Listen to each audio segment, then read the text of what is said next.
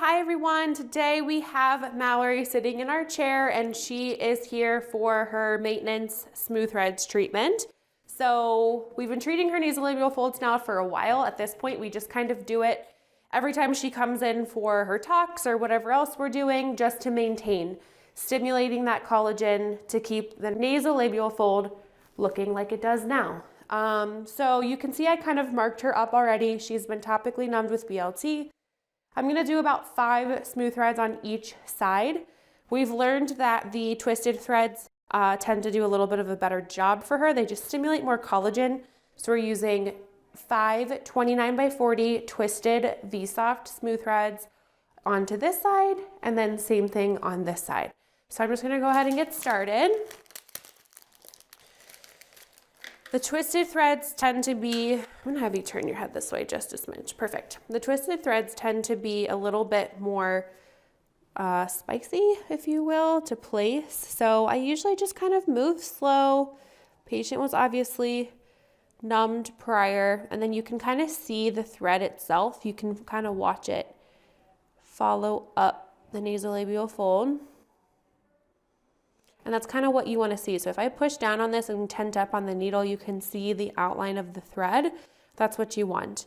You can leave them in as you go. I usually do, only because if I pulled this out and that injection spot starts to bleed, now I'm worried about holding pressure there while I'm trying to place these other ones. So I usually leave them in if I can, as long as the patient, doesn't tell me like that one is really pinching or something like that, then of course I'm not going to make them suffer.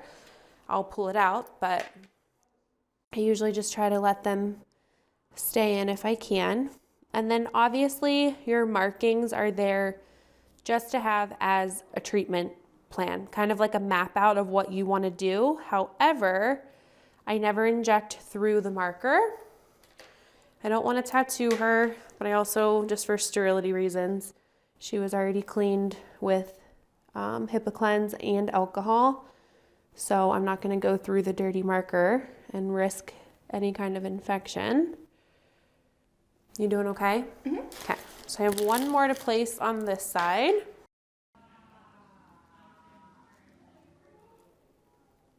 Okay, now that they're all in, we're going to twist 360 degrees, causing that micro trauma to the tissue. And then I put some decent pressure on the distal end of the needle and remove. That way the thread stays behind. Okay, so now we are moving down to her necklace line. So you can see I've kind of just mapped out briefly, just so I kind of have an idea of how many I want to use. So we're looking at about 15 across the top and bottom necklace line. This one's a little thicker, or I guess a little more deficient. So that's why I kind of doubled up in these areas, just to try to stimulate as much collagen as possible. So I'm using the same thread. It's still a 2940 twisted VSoft thread. And have you turn your head that way to start.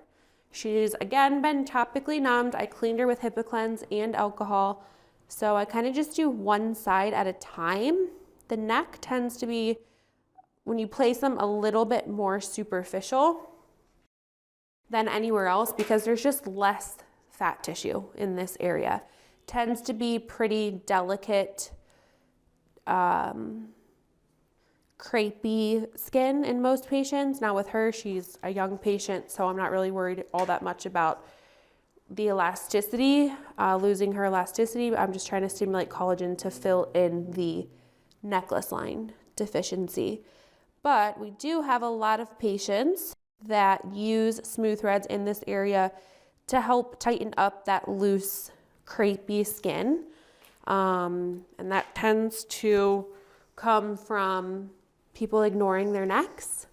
A lot of people use really good skincare, sunscreen, stuff like that on their faces and completely ignore their neck.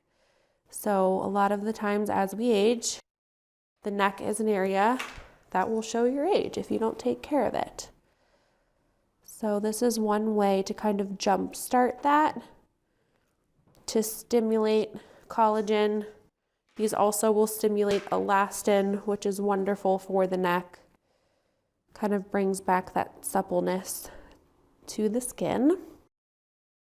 So I'm going to place one more on this side, and then twist and pull, and then I'm gonna have her face the other way and we'll place the other ones coming from the other direction. It's just, I think it's easier than working like this all the way around the neck. So I'm just gonna twist them all. And then same thing as the face, pressure on the distal end and just pull straight out.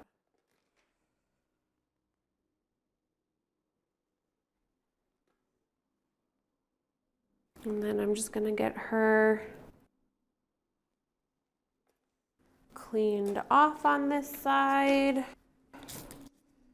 so that we know that we did all these. And then I'm gonna have her turn the other way and we'll do the other side.